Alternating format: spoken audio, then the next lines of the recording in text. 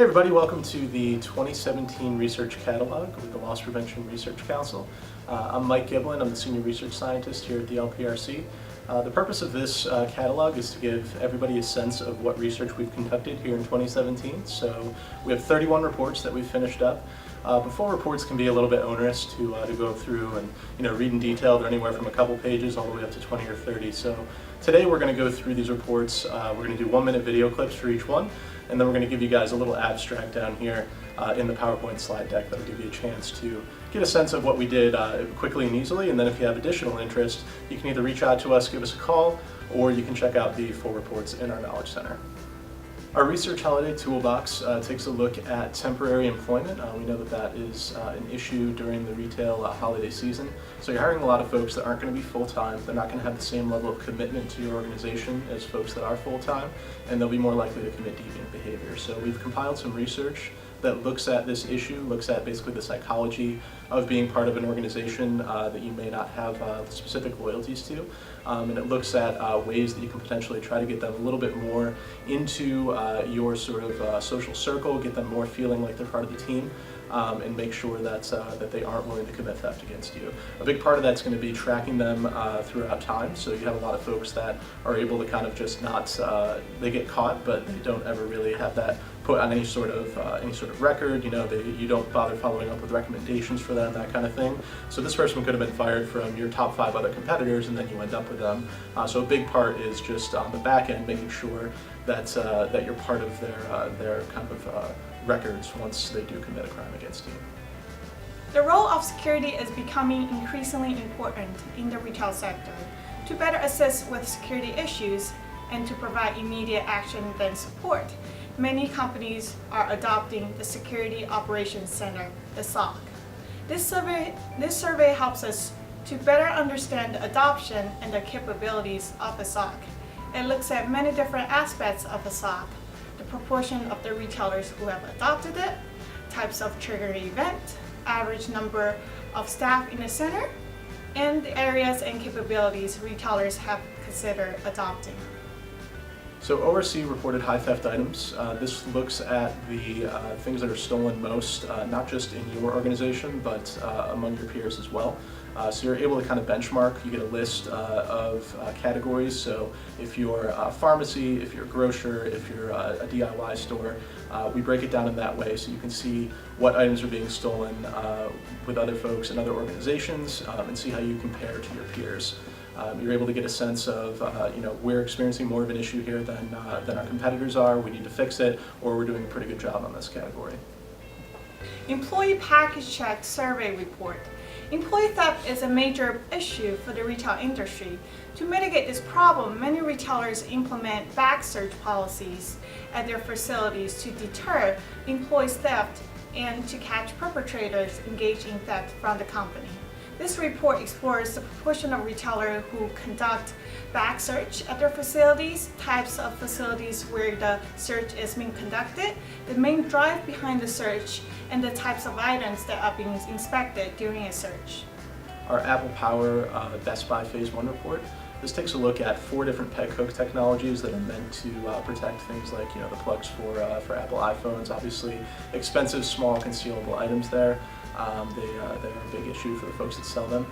So it looks at peg technologies that are meant to be anti-theft, spiral peg hooks that make noise when you turn them, things that have an automated chirp noise that actually have some electronics built into them, and then some technologies that actually are able to start a public view monitor nearby. Additionally, this project looks at 2 public view monitors, 2 different versions. So we ran offenders by all these technologies, got their feedback on whether they noticed them, whether they understood what they were for, and whether they feared them or were deterred by them. We also interviewed customers and made sure that it wasn't going to be something that was an issue for them or that made them less likely to shop at the store. And we asked a couple associates what they thought as well. Our point of sale activation research report booklet. This compiles 3 pieces of research that we've done over the past 2 years looking at point of sale activation. Essentially, point of sale activation is a technology that is an extension of benefit denial. It allows you to keep your electronic products locked through the firmware, and it provides a code that only gets created and only gets printed out on a receipt once a product is purchased. So if somebody comes in and steals the item, they'll come home and realize that it's not usable. They'll call the support line, and there will be some very interesting pieces of tidbits there, things that they'll claim happened, but for the most part, they're not going to get any benefit from the theft. So we've been studying this. We did a 1-store rollout, followed by a 20 test store rollout, and then a full nationwide rollout where this is in all Walmart stores nationwide, protecting tablets, and it's moving to some other categories.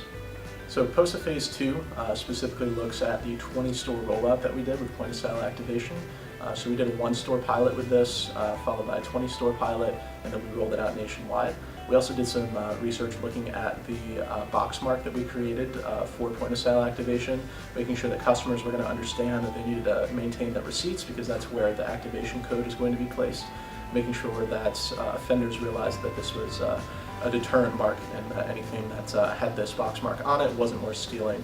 Obviously going to be important because you're pulling product from being locked up onto open shelf, so if they don't immediately get that it's something that is going to take away the benefit of stealing the product, then there's going to be a huge spike in theft, followed by them, some sort of learning curve, understanding that this technology is in place. So this looks at that 20-store test, does some intercepts with customers, and focuses a lot on associate feedback. So the Luxottica UF Retailing Center Report takes a look at the collaboration that Luxottica has formed with the University of Florida's Business School. That relationship actually started here at the LPRC Impact Conference, where those two groups met and found some common ground that they wanted to take a look at. So the business school course actually dedicated its time to helping Luxottica on this project. Those students put together a very thorough report looking at store design and layout, and looking at a very large-scale literature review, citing all sorts of criminology research, things they've seen in psychology research and other areas, a lot of LPRC-related research that they cited there as well. And they were able to give some specific bits of feedback, very applicable, very easy to say, hey, this is something that I can put in my store. What we saw here was that associates need to be in this area at this time, or you should look for people that are exhibiting this behavior in your store and pay a little more attention to them. So definitely some really good key takeaways here. So our specialty retail action team burglary data report pulls together 8 retailers' data sets on burglaries that have occurred in their stores over the past couple of years. We look for all sorts of different variables, some that have to do with the store itself, so what security systems are in place, where is it? Is it in a strip mall? Is it freestanding? We look at those things, and then we look at the events that occurred, the burglary events, and we try to assess what seem to be some protective factors. Are the places that are in strip malls hit more often or less often? Is their method a little bit different? Are there more people coming in through adjacent side walls in a strip mall than in a freestanding building? All those kinds of things. And so what we're able to do is show in this report that certain attributes of the stores make you more or less likely to fall victim to certain types and methods of burglary. Return fraud best practices white paper. Retail policies vary widely across the retail industry. Some offer very generous return policies, while others impose significant restrictions on returns. We developed the Return Fraud Best Practices white paper to assist retailers in defining, understanding, and combating return fraud in their environment. In this paper, we defined the scope of the problem for the retailers, documented the most commonly used return fraud schemes, and provide insight and best practices deployed by retailers to combat return fraud successfully. Customer ePVM feedback report. We conducted a series of in-person interviews in a Gainesville lab store to better understand customers' perceptions of in-aisle ePVMs. The interview captured the customer's capability on safety and their overall comfort level while shopping in the area equipped with this technology. Essentially, we want to investigate the noticeability of this in-aisle ePVM, its impact on customers' perceived safety, comfort level, and their willingness to revisit the store and shop again while this technology is in place. So our Tag EAS Industry Report, this takes a look at benchmarking among all of our retailers, what the current state is of EAS, how their organization sees it. Do they see it as something that they're trying to kind of grow away from and evolve from, or do they see it as still a part of their core business, or even people that see it as something that they want to invest more in over time. So there's kind of varying beliefs on this. A lot of folks don't think the EAS has a very deterrent effect on shoplifters. What our research has shown essentially is that a lot of these older technologies, being on the older side doesn't necessarily make them not useful anymore. A lot of these things stand the test of time, so this research will take a look at how different retailers feel about EAS, how they feel about the future of EAS, and then also how they feel about the concept of EAS source tagging. For our ePVM noticeability study, we looked at how 5 different situational factors affected ePVM noticeability. What we did, we had 40 offenders go around a racetrack at 4 separate stops at an electronics section of a large retailer. And at each stop, we adjusted these factors. What we found was that multiple factors interacted with one another. So basically how you adjust your ePVMs affects whether or not they're noticed in a retail environment. High Shrink Program Survey Report. While the retail industry attempted to control shrink in a variety of ways, many retailers ceased to develop shrink programs to evaluate all stores in order to identify stores requiring the most attention and resources. Classification of stores with greater needs for attention can be based on metrics like shrink performance, violent incidents, workers' comp, and for those stores with highest shrink, retailers further categorize those stores into a high shrink program. This paper looks at the standard practices and metrics used to evaluate and categorize stores into the high shrink program. Our SOCLab process report gives a brief update on our SOCLab here at LPRC. Our SOCLab is a research module that allows us to study how retailers detect, define, and decide different threats in an emergency situation. We asked retailers, for example, what sort of emergency situations they'd like to study and what problems they were having in emergency response situations, including data gathering, data analysis, response times, as well as decision correctness. Relatively little research has been conducted to address factors that limit retailers' decision to prosecute shoplifters. However, it's important to understand corporate policies that might influence these decisions since they have important consequences on shoplifters. This study aimed to understand at which loss value and age thresholds companies prosecute shoplifters and dishonest associates and provide insight on prosecution policies of both external and internal shoplifting. The methods used by retailers to assess return fraud vary widely across the industry. Some retailers have comprehensive investigative tools when assessing return fraud, while others use anecdotal evidence to support their mitigation tactics. While anecdotal evidence could be useful when assessing return fraud mitigation strategies and practicality, it's subjective and unsystematic.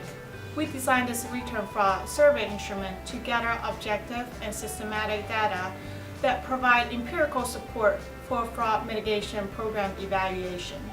This instrument helps to better assess the trends and patterns of return fraud offenders, to gain insights into the various methods offenders use to circumvent store return policies, and the reason why offenders choose certain retail chains as their targets. Our physical security anti-violence R&D project surveyed 300 customers regarding their perceptions of comfort and safety in high-risk stores.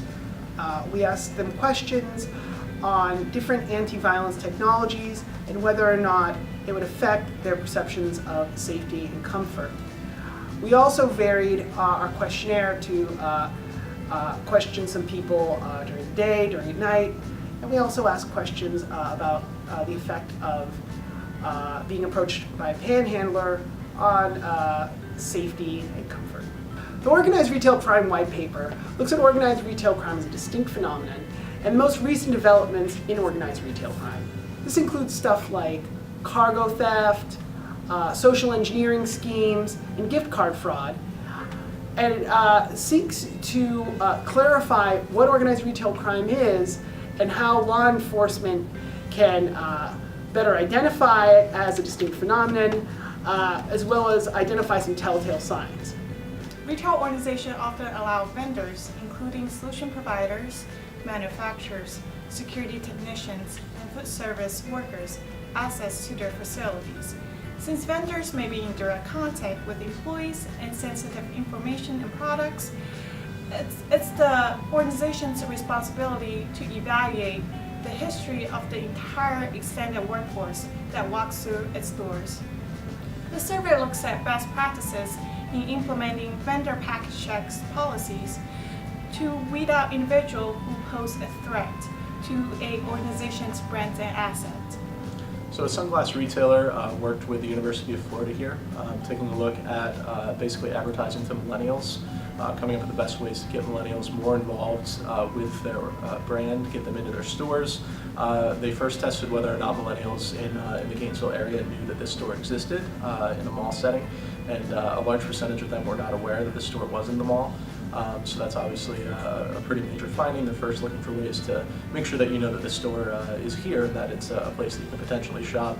They looked at campaigning, through emails, what type of potential discount or potential deal that falls into your inbox would be most interesting to a millennial. So a certain % off, a certain dollar value off, focusing on a certain brand such as Ray-Ban, or focusing more on the overall store and savings throughout the store. And so this report outlines those results. So our checkpoint time and motion study took a look at mechanical detaching tags versus magnetic detaching tags. The store's current use case was mechanical tags, and so magnetic was new for them. We interviewed 10 associates. We first showed them the two technologies, got them familiarized with it. Then we got their general feedback on, what's the smoothness like? Is it something that releases the clutch easily? Is it easy enough to put on and off? Then we did some time and motion research. So we gave them 3-time trials of each type of tag.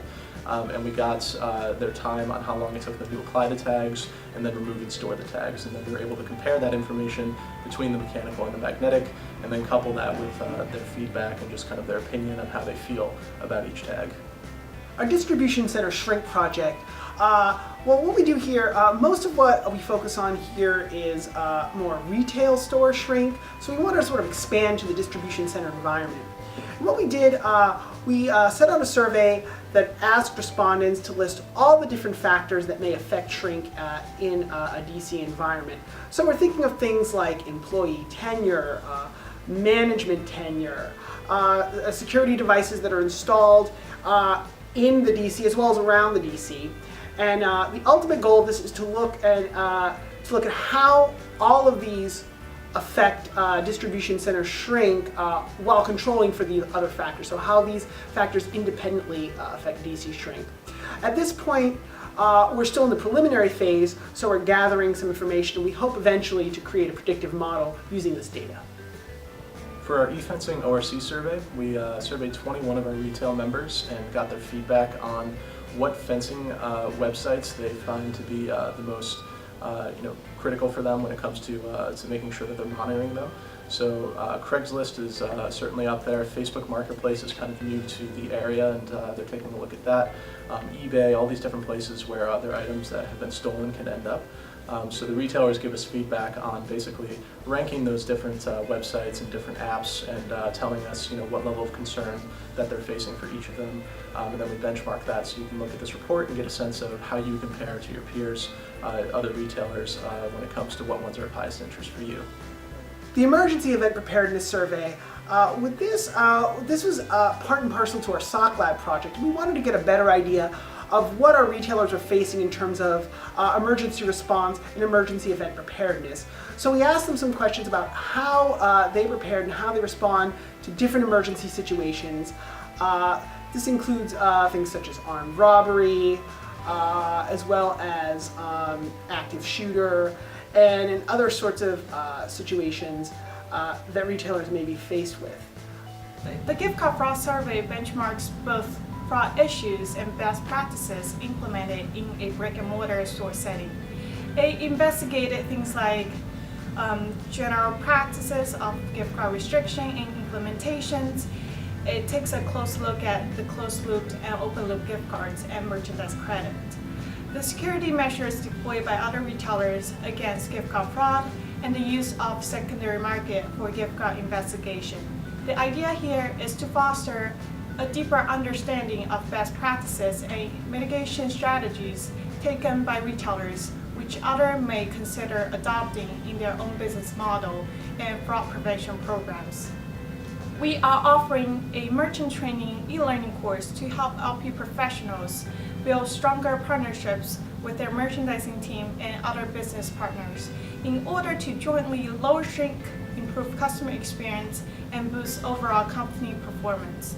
This training course covers the fundamentals of how to build strong cross-functional partnerships and effectively communicate and build strategies to improve customer experience and product performance. During this course, participants will learn about loss prevention and how successful partnerships will lead to sales growth and increased profitability. Participants will also learn more about the sources of inventory shrink, how to identify high-risk products and select product protection tools, negotiate shrink allowances, and how to build a beneficial partnerships with their loss prevention business partners. So our Southern Imperial Source Strapping Industry Report takes a look at the turtle tag and the vinyl straps that go around some products currently. It looks at the concept of strapping at source versus in the store. So some companies have banding machines that are in the retail environment. Other products are strapped at the manufacturer before they're shipped. And this turtle tag can just kind of slide onto that vinyl strapping and be used as an alarming tag. So we showed that tag to 15 active associates, and we did a time trial comparing how long it takes them to apply and remove that tag to the other tags that are on the market today. We did that with both the vinyl strapping already applied, so a source strap scenario, and with the source strapping having not occurred, so they have to put the strapping on themselves. And we compared those times and gathered their feedback on how they felt about this technology versus competitor technology. So the Sunglass retailer location analysis takes a look at essentially the demographic information of where stores exist and looks at things like median income of that area, median age, median race, all those sorts of things, and basically assigns a positive or negative correlation to how those things affect the shoplifting that occurs in those stores. So there's obviously stores that are already built, they're in whatever location they are, and they're not planning on moving. But then there's also thinking about the stores that are going to be built over the course of the next 5 or 10 years, and maybe coming up with a better way of knowing exactly what locations are going to be the most fruitful when it comes to sales, and also going to be the most naturally protected when it comes to shoplifting. So for the Sunglass Retailer Shopper Analytics Report, the University of Florida collaborated with a sunglass retailer, and the students of a business class at the University of Florida tackled these projects. They had several different groups that went about trying to solve this issue of looking at exactly how they can improve their core business when it comes to shoplifting. This particular group had a really cool idea that they were going to look at video footage of shoppers and code for behaviors. So things like, checking your six, trying to look behind you, trying on the sunglasses before or after you do other sorts of acts in the store, trying on multiple pairs at a time, that kind of thing. They were able to code those and then kind of assign values to say that this particular action seems to increase the probability that that individual is going to try to steal a pair of sunglasses. And so they were able to just kind of provide a list of about 25 different cues that a store manager can look for. So again, very applicable. You can give this directly to your store managers, say, hey, look at these. I know some of them are maybe obvious and you're already doing them, but I'm sure there's some on this list that you're not currently looking out for. For our product protection manuscript, we did a randomized control trial with 56 different stores, and we placed product protection measures on 3 different types of products, and we looked at how the shrink rates were affected by those product protection measures and what the differences were between those products and how effective the product protection measures were. Specifically, we looked at product protection wraps.